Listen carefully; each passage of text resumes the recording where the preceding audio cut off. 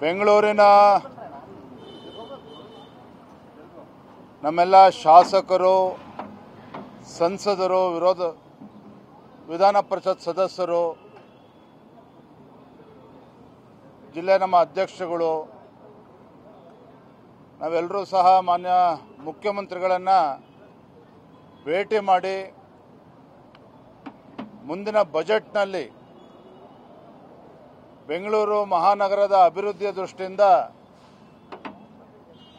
ಹೆಚ್ಚು ಅನುದಾನವನ್ನು ಶಾಸಕರುಗಳು ಅವರ ಕ್ಷೇತ್ರದ ಅಭಿವೃದ್ಧಿಗೆ ನೀಡಬೇಕು.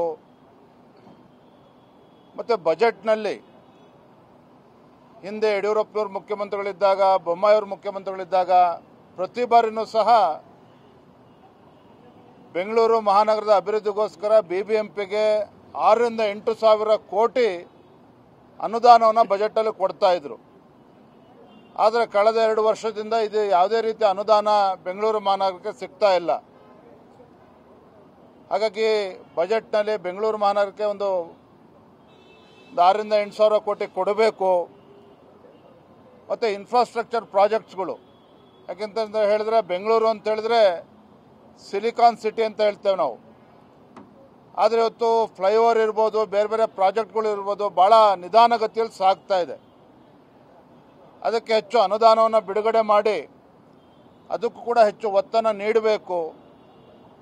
ವಿಶೇಷವಾಗಿ ನಮ್ಮ ಸಂಸದರು PC ಮೋಹನ್ ಅವರು, ತೇಜಸ್ವಿ ಸೂರ್ಯ ಅವರು ಏನು ಇತ್ತೀಚೆಗೆ ಮೆಟ್ರೋ ದರ ಜಾಸ್ತಿ ಆಯಿತು, ಅದನ್ನು ತತ್ಕ್ಷಣ ಮತ್ತೊಂದು ಹೊಸ ಒಂದು ಫೇರ್ ಫಿಕ್ಸೇಷನ್ ಕಮಿಟಿಗೆ ಮುಖ್ಯಮಂತ್ರಿಗಳು ಮನವಿ ಮಾಡಬೇಕಾಗ್ತದೆ. ಮನವಿ ಮಾಡಿದಾಗ ಅದಕ್ಕೆ ಫೇರ್ ಫಿಕ್ಸೇಷನ್ ಕಮಿಟಿಯಿಂದ ಏನೀಗ ದರ ಹೆಚ್ಚು ಮಾಡಿದ್ದಾರೆ ಅದನ್ನು ಕಡಿಮೆ ಮಾಡೋದಕ್ಕೂ ಕೂಡ ಅವಕಾಶ ಇರುತ್ತೆ. ಈ ನಿಟ್ಟಿನಲ್ಲೂ ಕೂಡ ಅವರು ಸಲಹೆಗಳನ್ನು ನೀಡಿದ್ದಾರೆ. ಸೊ ಒಟ್ಟಾರೆಯಾಗಿ ಬೆಂಗಳೂರಿನ ಅಭಿವೃದ್ಧಿಗೋಸ್ಕರ ಬಜೆಟ್ನಲ್ಲಿ ಹೆಚ್ಚು ಅನುದಾನವನ್ನು ನೀಡಬೇಕು. ಮತ್ತು ಮೊದಲ ಬಾರಿ ಗೆದ್ದಂಥ ಶಾಸಕರು ಆ ಕ್ಷೇತ್ರಗಳು ಕೂಡ ಅನುದಾನವನ್ನು ನೀಡಬೇಕು. ಮೂರನೇದಾಗಿ BBMP ಚುನಾವಣೆ, ಕಳೆದ ಹಲವಾರು ವರ್ಷಗಳಿಂದ ನೆನೆಗುದಿಗೆ ಬಿದ್ದಿರತಕ್ಕಂಥ BBMP ಚುನಾವಣೆ, ಬೆಂಗಳೂರು ಮಹಾನಗರ ಪಾಲಿಕೆ ಚುನಾವಣೆ ಅತಿ ಶೀಘ್ರದಲ್ಲೇ ನಡೆಸಬೇಕು.